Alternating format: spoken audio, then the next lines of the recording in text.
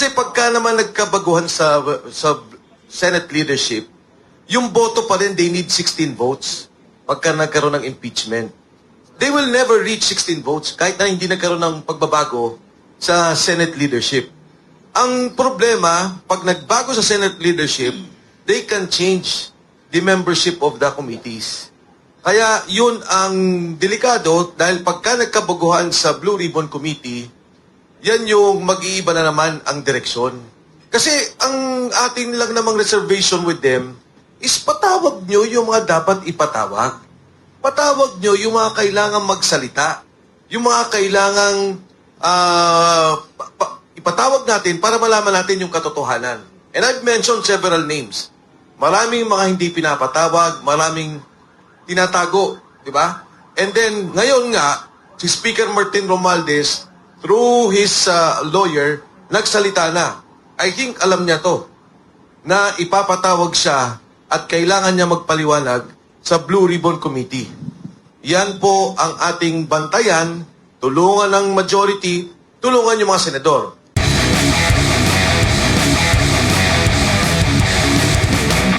Good morning po, Jed Neresina from UNTV.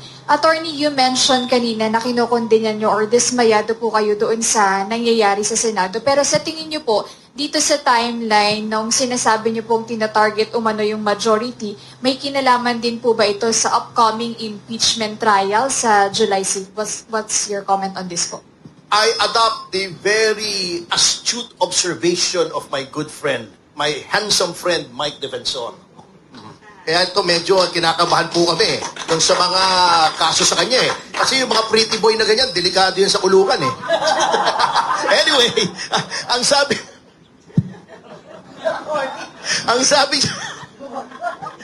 sabi niya ay it all because of the flood control scam. Yun ang natatakot silang bumalik na naman doon ang usapin at babuking po yung mga masterminds. But I think he's training at the least. He wants to say something. Ay, di ba? Okay. I just want to, again, reaffirm yung sinabi ni Atty. Topacio. Kasi pagka naman nagkabaguhan sa Senate leadership, yung boto pa rin, they need 16 votes pagka nagkaroon ng impeachment. They will never reach 16 votes kahit na hindi nagkaroon ng pagbabago sa Senate leadership. Ang problema, pag nagbago sa Senate leadership, they can change the membership of the committees. Kaya yun ang delikado dahil pagka nagkabaguhan sa Blue Ribbon Committee, yan yung mag-iiba na naman ang direksyon. Kasi ang ating lang namang reservation with them is patawag nyo yung mga dapat ipatawag. Patawag nyo yung mga kailangang magsalita. Yung mga kailangang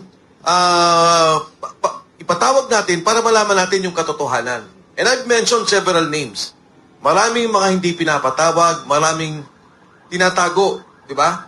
And then, ngayon nga, si Speaker Martin Romualdez, through his lawyer, nagsalita na. I think alam niya to, na ipapatawag siya at kailangan niya magpaliwanag sa Blue Ribbon Committee. Yan po ang ating bantayan, tulungan ng majority, tulungan yung mga senador. I'm going back to, kanina may tanong about the cases. Alam niyo ho, yung cases nag-emanate kay Yusek Bernardo. Si Yusek Bernardo, biglang nag-decide ang DOJ na siya na ang magiging state witness. Paano kung siya ang isa sa mga pinaka-guilty? Isipin nyo kay Bong Revilla, di ba? 4 yung mga kinasuhan, 3 doon state witness na. Siya ang naiwang nakakulong. Kay Senator Jinggoy, ganon din naman ang kaso niya eh. So I'm not talking about, is it weak? Pero simple, from one state witness, nagturo na lahat. So bukas, pwedeng sabihin nila, Oy Bernardo, ituro mo rin si Cayetano. Ituro mo rin si ganito. Yan po ang delikado dyan. At kailangan natin, of course, legal po yan, DOJ po yan. Pero at least, pag narinig natin talaga sa sa committee, sa Blue Ribbon Committee, malalaman natin ang totoo. Alam nyo, eto sinasabi ko, si Yusek Bernardo, nung una yan lumabas, ang sabi, huwag mong sabihin ang pangalan ni Manny Bonoan. Sinabi ang pangalan ni E.S. Bersamin. Kung nare-recall ninyo, binanggit yan ni Yusek Bernardo. May isa pang pangalan na hindi niya binabanggit hanggang sa ngayon. Pinagsabihan siya, tinanggal doon sa kanyang, sa aking pagkakalam, sa information na nakuha ko. Merong tinanggal na hindi niya binanggit. Pag yan humalap sa Blue Ribbon, talagang dapat nating malaman. Pangalawa, si Alcantara, ang sabi niya, 8% ang nakukuha niya sa lahat ng kontrata. Tama? 8% in general. Pero alam ko ho, hindi lang sa 8%. Kasi nga, ghost project eh. Wala namang ginawa. Oho. Ang pumasok sa distrito niya from 2022 until the investigation is about 30 billion na natin. 30 billion pesos. Ang sinoli niyang pera magkano? 180 million pesos. Yung 30 billion na yun, sa 8% na lang, o 10% na natin para madaling compute, 3 billion kaagad. Yan kailangan malaman sa Blue Ribbon Committee hearing. Yung mga binanggit na congressmen ni Diskaya, madami po yan. May mga binanggit si Saldico na cabinet secretaries. Kailangan natin malaman yan. Again, wala akong sinasabi kung ano yung kaso kay Jinggoy and all the others, including Cheese and Joel. Pero isang tao lang ho yan, si Yusek Bernardo. Siya yung gumitna sa lahat ng yan. Kumbaga sa ano siya yung naging makapili. Kung kaya ni Yusek Bernardo na kumausap sa isang senador, kumausap sa mga cabinet secretaries like Manny Bonoan, ano ang role niya? Gaano siya kalaki? Ano ang mga kontratang pinapasok niya? Isipin nyo, Secretary Manny Bonoan, sinabi ho to, doon ni Senator Ping Lacson ng speech niya. Sabi niya, 80 billion pesos ho yan. I don't want to dwell into the legal, but the basis of their cases was only one person at the time controlled by the Department of Justice. May idadagdag lang ako with your kind permission. Yung regarding sa sistema ngayon ng paggagawa ng state witness. Kung natatandaan nyo, may inimpose na additional requirement ang DOJ that is very dangerous. Not to mention, not included doon sa Witness Protection Act, yung restitution. Gina-justify nila yan. Dahil sabi nila, hindi pwede na ganun-ganun na lang. State witness ka, hindi mababalik. Where is the justice? Ito po ang mabigat dyan. Okay? Unang-una, sasagutin ko, ibig sabihin ba pag state witness ka, hindi na mababawi yung ill-gotten wealth mo? No. Minimislead po tayo ng DOJ. There is such a thing as forfeiture proceedings na ang nag-i-initiate ay ang Office of the Solicitor General. At very expedient po ito. What do I mean expedient? Kasi nasa Anti-Graft and Corrupt Practices Act that all your assets, kung ikaw ay public official, that are grossly disproportionate or not justified by your legitimate income, immediately presumed ill-gotten. So the presumption now is in favor of the government. Okay, teka muna, wag muna kayo pumalak pa. Di pa tapos eh. Ngayon, anong procedure?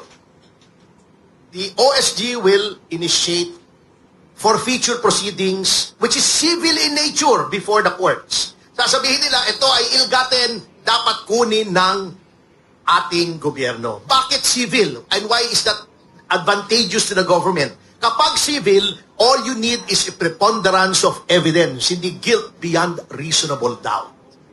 So, anong importante rito kung bakit forfeiture? Sino nagdedetermine kung magkano ang babawiin? Ang hukuman after trial. Magkano ba talaga nakurakot nitong si A? 500 million, 1 billion, balik mo lahat sa gobyerno yan. Okay. Anong danger nitong lintik na restitution na inimbento ni Boying Remulla nung siya ay nasa DOJ? Ganito. Yung restitution, walang judicial process eh. Arbitrarily. Di ba sinasabi nitong sino ba yun? Sabi, magbabalik daw siya ng 1 bilyon. Si Bernardo, magbabalik ka ng 1 bilyon, state witness ka, may immunity from suit ka. Eh, paano kung 50, 100 billion ang kinurakot mo? Who is to determine that? Definitely not an executive officer, not the Secretary of Justice. It has to be the courts kasi, so, okay, sabihin mo, 1 billion, immune na ako. Di me 99 billion, 49 billion ako. I was able to keep that. Yan ang problema kung executive function yung restitution. Home free ka na for 1/50 of what you stole. O, number 2, sinasabi nitong sino tong kamoting ito? Yung Chief State Prosecutor. Meron daw na WPP na provision na nakalagay, okay ka sa to justify restitution, okay kang maging state witness because meron doong nakalagay na once a state witness, you agree to any agreement or MOA or yung court order, etc. Hindi po yun justification for restitution. Yung MOA na yun is, number 1, for you to testify. Kasi pag hindi ka nag-testify, babawiin yung immunity mo. Number 2, yung court order na yon refers specifically doon sa forfeiture. Hindi mo lalabanan yung forfeiture. Hindi ka iiwas doon sa pagbabalik. Yun ang restitution. Kapag inalaw mo ang DOJ ang magdetermine na X amount, immune ka na, that is also rife for corruption. What is to stop Bernardo from saying, uy, hindi ko sinasabing ito nangyayari, ha?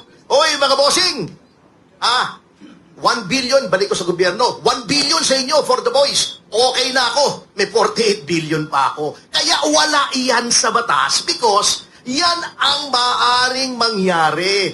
Laws do not exist just because may isang grupong congressman at senador sinabi, uy, etong batas, pinagdedebatihan yan, tinitignan yung consequences, matagal na proseso yan. Kaya yung mga mainipin sa batas, matagal po talaga because when you pass a law, napakahirap pong bawiin yan, you look at all possible consequences of every provision.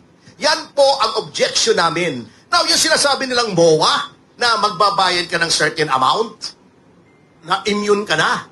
That is even a contract that is void because it is contrary to public policy. Hindi po public policy na you return part of the stolen assets that you have and you retain part of it. Wala pong ganun. That is contrary to public policy. Ang public policy, nang nakaw ka, ibalik mo lahat through forfeiture proceedings. Yan po hindi naiintindihan ng iba. Oo. Tignan niyo yung batas. O wag feeling lawyer kasi porket Senate President ang matagal. Kahit 100 taon kang nandyan, kung 1 ball university ang edukasyon mo, hindi ka magiging abogado. Hindi naman maging condescending. Gawin mo. Magiging iba yun. Ganun po yung kanya-kanyang expertise yan.